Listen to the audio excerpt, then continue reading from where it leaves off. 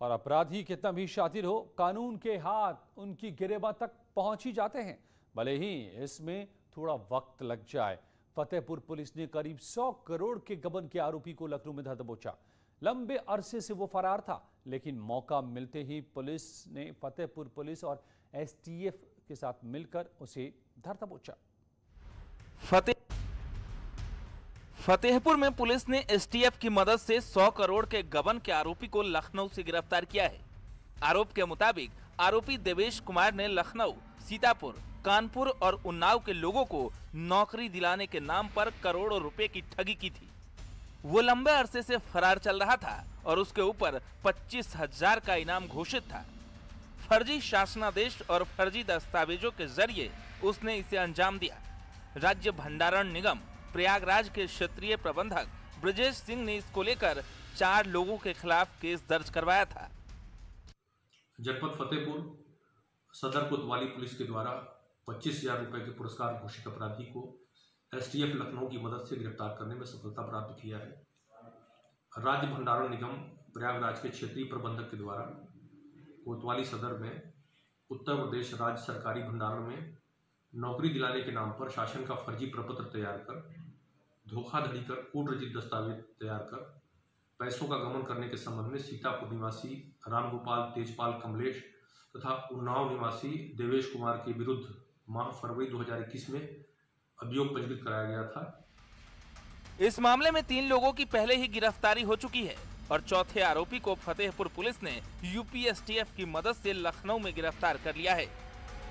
धारा सिंह, न्यूज़ 18, फतेहपुर। फिरोजाबाद में बदमाशों ने बीजेपी नेता और कारोबारी यशपाल सिंह के परिवार को बंधक बनाकर चोरी की।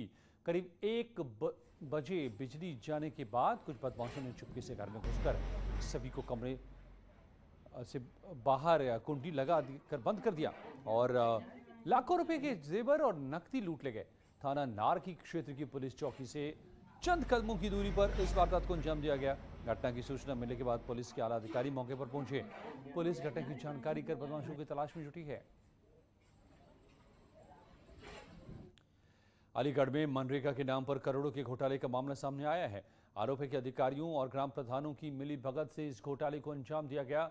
ऑडिट रिपोर्ट आने के बाद जब आरोपियों से पैसे रिकवर करने की तैयारी अब चल रही है।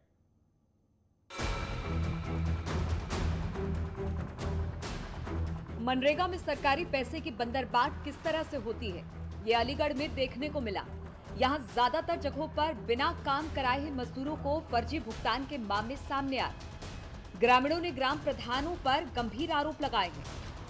इस गांव में बहुत से चक्रोट और खड़ंजे ऐसे हैं जहाँ पर आज तक कोई विकास नहीं हुआ। अच्छा, मनरेगा के तहत कोई विकास हुआ है? जैसे नहीं हुआ। मिल सके तो मिलता है, मतलब कहीं आंट लग जाती है तो फिर उसमें कोई भी कार्रवाई नहीं होती। कार्ड तो बहुत बना रखे हैं, मगर जो मजदूर काम करते हैं वो ज़्यादा से ज़्यादा 10% केवल विकास कार्य हुआ है और 10% ही केवल गांव से बिलोंग करने वाले मजदूरों को 10% ही काम मिलता है। 90% अगर हम बात करें तो ना तो 90% काम होता है, ना 90% किसी को मजदूरी मिलती है, और वो भी अगर कभी होता है तो बाई चांस। पिछले 1.5 साल से कामों का ऑडिट नहीं हो रहा था। आरोप है कि ग्राम प्रधानों और संबंधित अधिकारियों की मिलीभगत से घोटाले को अंजाम दिया गया। जब कामकाज का सोशल ऑडिट हुआ तो गड़बड़ी की परतें खुल गई। मनरेगा के तहत जो सोशल ऑडिट होता है, उनके ऑडिटर के द्वारा इस तरह की प्रारंभिक रिपोर्ट दी गई है कि कहीं पर कुछ धनराशि की रिकवरी किन्हीं ग्राम रोजगार सेवक और सेक्रेटरी स्तर पर निकल रही है। तो अभी इसमें 3 से 4 गांव सम्मिलित हैं, तो जिनकी भी अभी फाइनल रिपोर्ट आएगी उसमें हम रिकवरी की प्रोसेस करेंगे आगे। पूरा कंफर्म नहीं है, लेकिन उसमें करीब 34 साइट की या जहां ऐसे स्थल जहां पे मनरेगा के तहत कार्य हुआ था उनकी रिकवरी निकली थी, तो उसके तहत पूरी रिकवरी हम लोगों ने करा दी। 5 साल में हुए खर्च पर नजर डालें तो वित्तीय वर्ष और खर्च का आंकड़ा कुछ इस प्रकार है। वित्तीय वर्ष 2017-18 में 45.99 करोड़ रुपए खर्च हुए, जबकि 2018-19 में 60.06, 2019-20 में 53.95, जबकि 2020-21 में 136 करोड़ रुपए खर्च किए गए। और अगर 2021-22 की बात करें तो अब तक 19.75 करोड़ रुपए खर्च हुए हैं। इस तरह से पिछले 5 साल में मनरेगा के कार्यों पर 314 करोड़ की राशि खर्च हुई, इसमें सबसे अधिक 136 करोड़ वित्त वर्ष 2020-21 में खर्च हुए हैं। रंजीत सिंह, न्यूज़ 18, अलीगढ़।